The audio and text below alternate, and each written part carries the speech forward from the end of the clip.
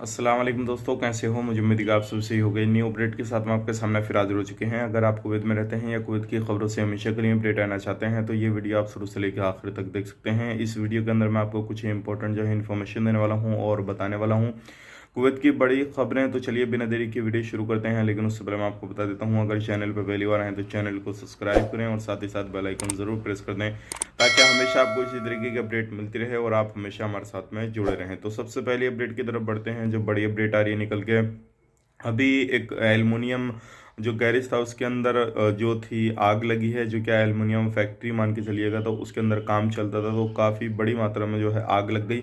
और जो अड़ोस पड़ोस की जो फैक्ट्रियां थी, जो दुकानें थी, उनमें भी उसने नुकसान किया है। हालांकि उस अभी ये फाइनली रिपोर्ट नहीं आई है कौन सी वजह से वो आग लगी थी और किस वजह से वो सारा मसला हुआ था, क्योंकि अभी जैसे ही फाइनल रिपोर्ट आती है निकल के तो हम आपको ज़रूर बताएंगे। तो आप भी कहीं पे भी किसी भी तरीके से काम करते हैं तो ध्यान रखिएगा और सावधानी बरतिएगा। कहीं पे भी अगर किसी भी फैक्ट्री में काम करते हैं तो इन चीज़ों का खास करके ध्यान रखना है। तो चलिए फिर बढ़ते हैं अगली अपडेट की तरफ। जो अगली अपडेट आ रही है काफ़ी बड़ी अच्छी अपडेट है और ये उन लोगों के लिए काफ़ी अच्छी अपडेट है जो लोग कुवैत के अंदर काम करते हैं किसी भी तरीके से क्लीनिंग का, यानी कि बाहर आउटडोर में काम करते हैं, साफ सफाई का।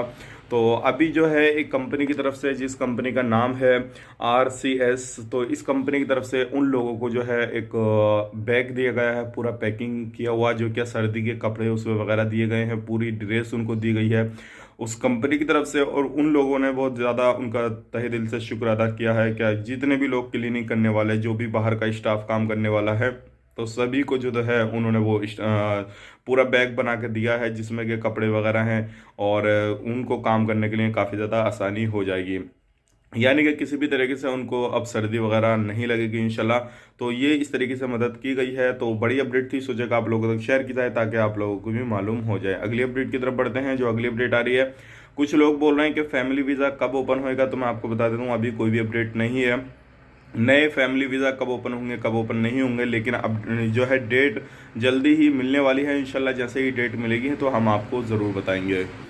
अब अगली अपडेट की तरफ बढ़ते हैं। कुछ लोग बोल रहे हैं कि हम जो है डोमेस्टिक वर्कर हैं, क्या बिना रजिस्ट्रेशन किए हम अपनी टिकट की बुकिंग कर सकते हैं या नहीं कर सकते हैं। तो मैं आपको बता दूं बिल्कुल नहीं कर पाओगे, क्योंकि जब तक आपका कफिल आगे से रजिस्ट्रेशन नहीं करेगा, वो सारी डिटेल्स जो है PCR की डिटेल्स, बुकिंग की डिटेल्स जो है गवर्नमेंट ने जो वेबसाइट लॉन्च की है उसी के अंदर उसको भरनी होती है और सारी चीज़ें उसी वेबसाइट से जो है बंदे को करनी होती हैं। जब आप एयरपोर्ट पे जाएंगे तो उसी वेबसाइट के थ्रू जो है आपको वहाँ पे एंट्री मिलेगी और आपका रजिस्ट्रेशन जो किया हुआ होगा उस पर से कुछ आपको एप्लीकेशन नंबर मिलेगा, रजिस्ट्रेशन नंबर मिलेगा, जो आप लॉगिन अपनी ID बनाएंगे, जब लॉगिन उसमें करेंगे, रजिस्ट्रेशन अपना खुद का करेंगे, तो वो सारी चीज़ें आपको वहाँ पे शो करनी होती हैं।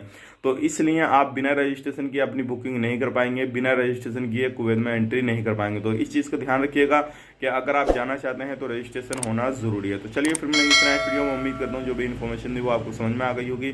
तब तक के लिए आप अपना ख्याल रखें, अपनी फैमिली वालों का ख्याल रखें। Take care, bye bye.